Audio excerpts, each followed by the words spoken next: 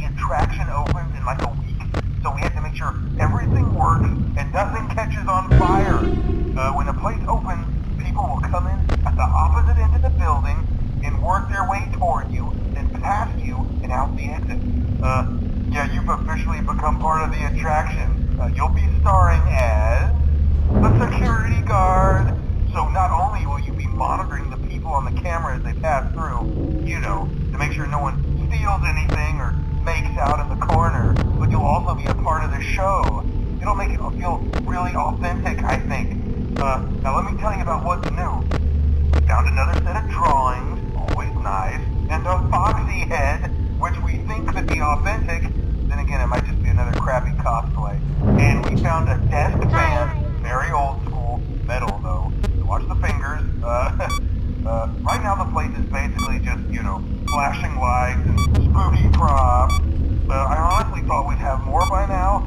If we don't have something really cool by next week, then we may have to suit you up in a furry suit and make you walk around saying, boo. But, like I said, we're trying to track down a good lead right now. Some guy who helped design one of the buildings says it was like an extra room that got boarded up, or something like that. So we're going to take a peek and see what we can find. For now, just get comfortable with the new setup. You can check the security cameras over to your right with the click of that blue button. You can toggle between the hall cams and the vent cams. Then over to your far left, you can flip up your maintenance panel. Use this to reboot any systems that may go offline. In trying to make the place feel vintage, we may have overdone it a bit. Some of this equipment is barely functional. Yeah, I wasn't joking about the fire. That's a real risk. The most important thing you want to watch for is the ventilation. Look, this place will give you the spooks, man. And if you let that ventilation go offline, then you'll start seeing some crazy stuff, man. Keep that air flowing. Okay, keep an eye on things, and we'll try to have something new for you tomorrow night.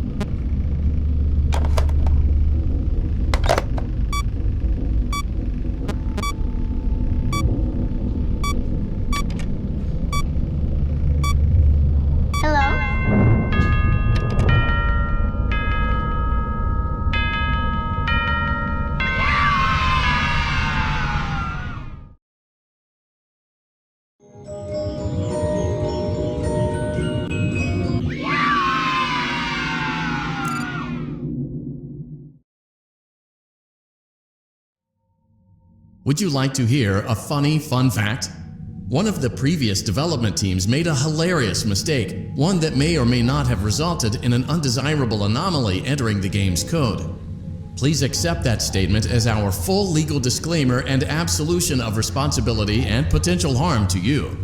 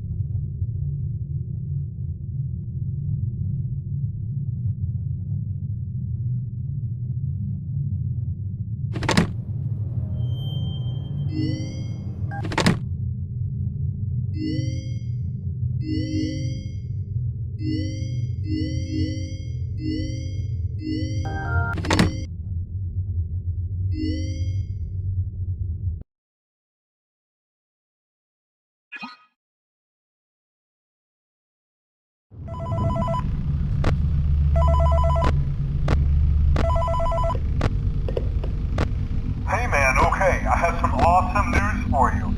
First of all, we found some vintage audio training cassettes. Dude, these are like prehistoric. I think they were like training tapes for like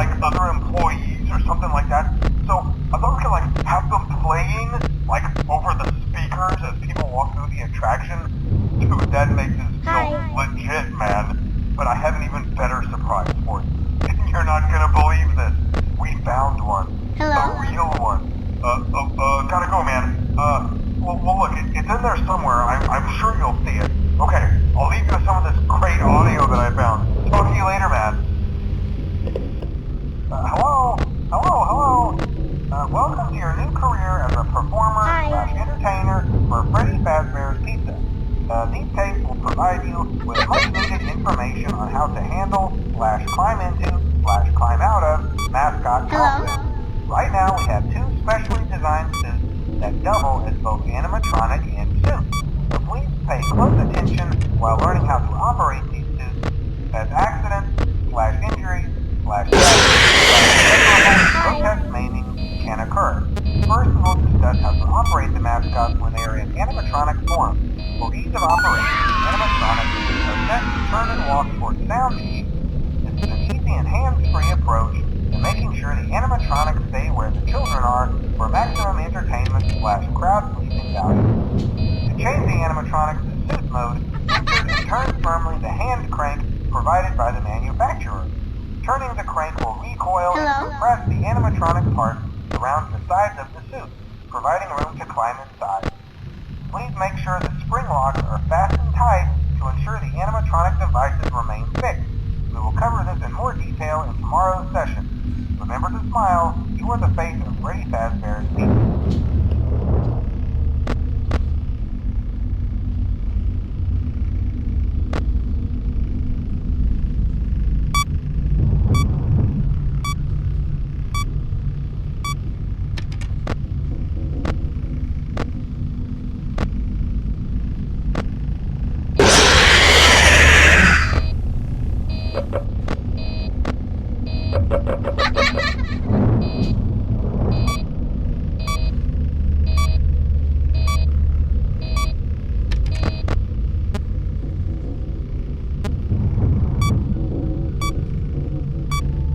Hello?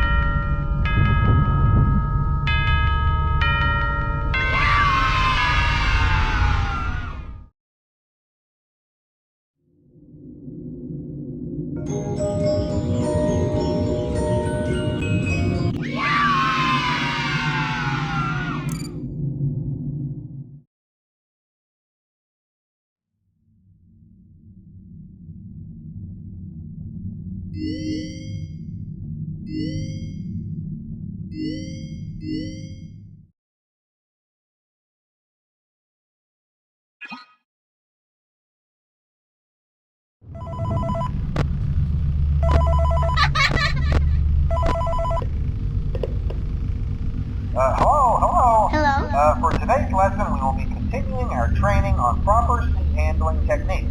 When using an animatronic as a suit, please ensure that the animatronic parts are tightly compressed and fastened by the spring locks located around the inside of the suit. It may take a few moments to position your head and torso between these parts in a manner where you can move and speak. Emphasize or press against any of the spring locks inside the suit. Do not touch the spring locks at any time. Do not breathe on the spring locks, as moisture may loosen them and cause them to break loose. In case that the spring locks come loose while you are wearing a suit, please try to maneuver away from populated areas before bleeding out, as to not ruin the customer experience. As always, if there is ever an emergency, please go to the designated safe room.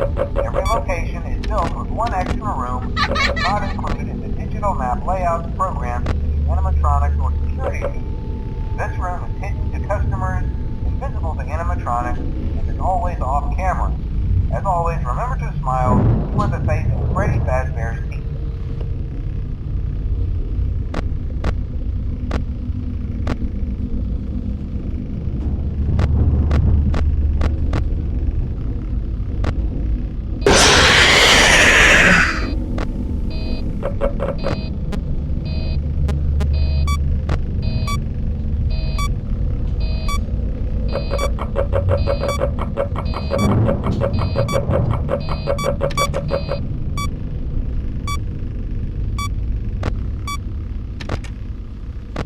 Hello?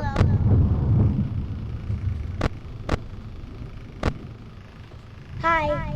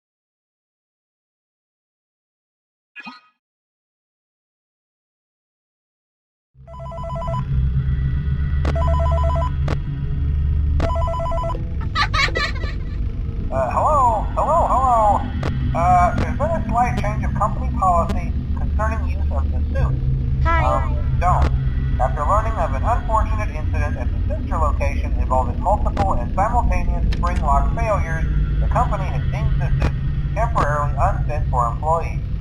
Safety is top priority at Freddy Fazbear's Pizza, Hello? which is why the classic suits are being retired to an appropriate location while being looked at by our technicians. Until replacements arrive, you will be expected to wear the temporary costumes provided to you. Keep in mind that they were found on very short notice, so questions about appropriateness/relevance should be deflected. I repeat, the classic suits are not to be touched, activated, or worn. That being said, we are free of liability. Do as you wish. As always, remember to smile. You are the face of Freddy Fazbear's Pizza.